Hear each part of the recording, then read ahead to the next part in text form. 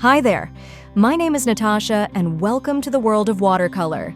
Today, we'll create a soft and lively illustration, a flower and a bee step by step.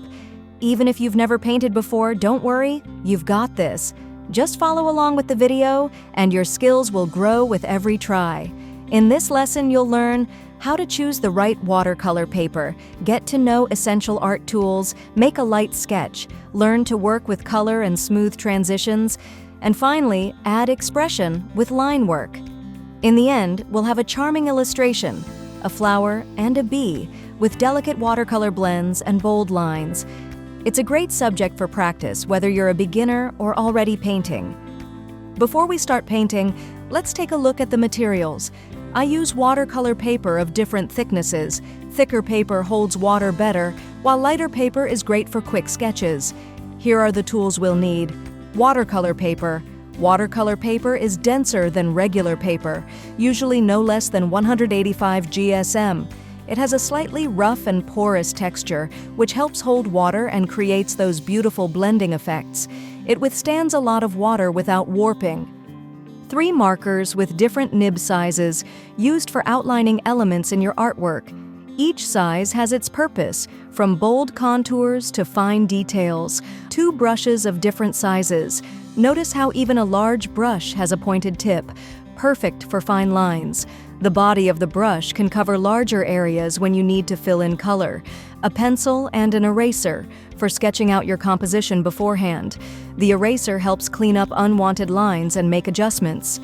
Watercolor paints. They come in all kinds, but for beginners, simple and affordable sets work just fine. A white marker, great for adding highlights and final accents to make your piece pop. Masking tape, to fix your paper to the table and prevent it from warping or moving around. A regular hairdryer, handy for quickly drying wet areas on the paper and saving time between layers. A paper towel or cloth, to blot your brush or dab away any stray drops of water. So it's time to start. Take a sheet of paper from a notebook and use sticky tape to attach the sheet to the work surface, so the paper stays in place and doesn't warp during the process. It's a simple step, but an important one. It quietly says, "Something special is about to begin." A moment of silence and focus follows. Soon, right here on this blank sheet, the magic will start to unfold. Painting isn't just about colors and lines. It's about the process, about watching something come to life where there was nothing before. Let's start with a light sketch. We'll outline the flower and the bee. Simple, recognizable shapes. Keep the lines gentle so you can adjust them with an eraser. Don't worry about mistakes. They're part of the process. If you enjoy the video, please give it a thumbs up, subscribe to the channel, and let me know in the comments how yours turned out. Your feedback inspires new lessons. And most importantly, don't be afraid to try. Art is a journey, and every step is beautiful. Thank you for painting with me. Now it's time for color, the most magical part. Start with the lightest tones. I usually work from light to dark to keep the colors transparent and clean. Begin with basic washes. You can lightly wet the paper with clean water and apply the first layer of paint. This is the wet-on-wet technique. It gives soft, flowing transitions. Don't worry if the paint spreads a bit. That's the beauty of watercolor. It has a life of its own, and that's its special charm. Once the first layer dries, we add details and shadows. Work in layers. Each new layer adds depth and volume. For example, use a richer shade in the center of the flower and leave the edges softer. When I paint a flower, I'm not just trying to capture its shape. I want to express a feeling. That delicate softness you sense when you hold a petal between your fingers. Watercolor is perfect for that. It's fluid, gentle, unpredictable.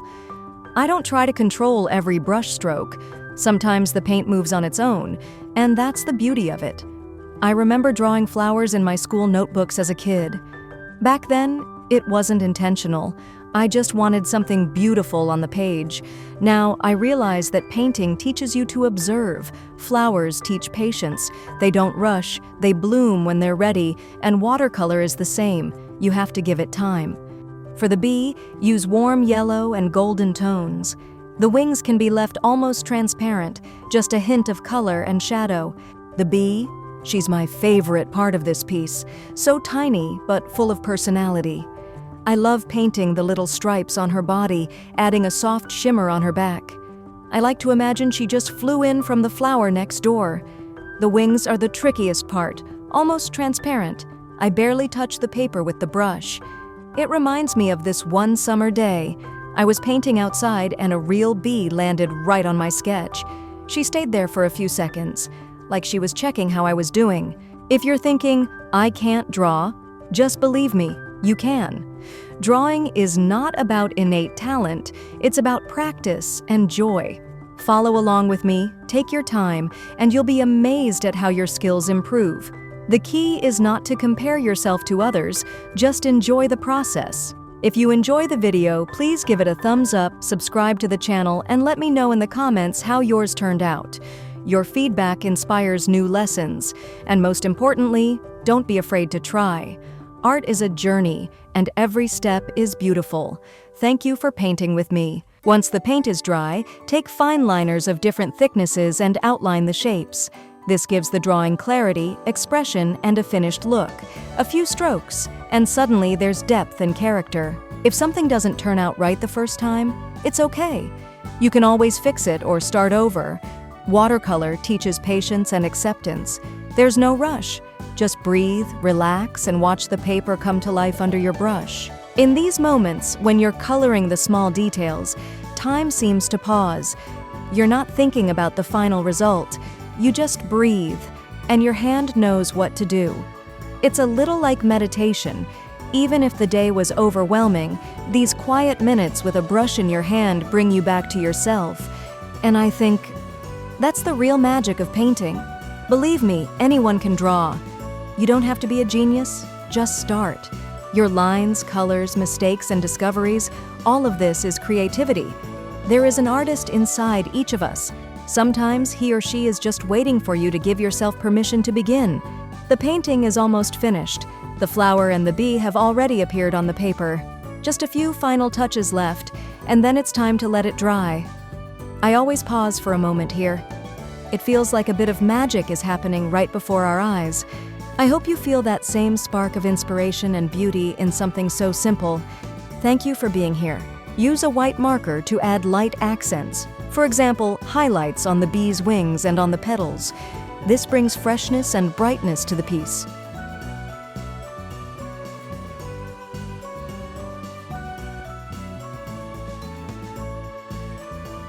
And that's it! Our flower and bee are complete. I hope you enjoyed the process as much as the result. If you enjoy the video, please give it a thumbs up, subscribe to the channel, and let me know in the comments how yours turned out. Your feedback inspires new lessons, and most importantly, don't be afraid to try. Art is a journey,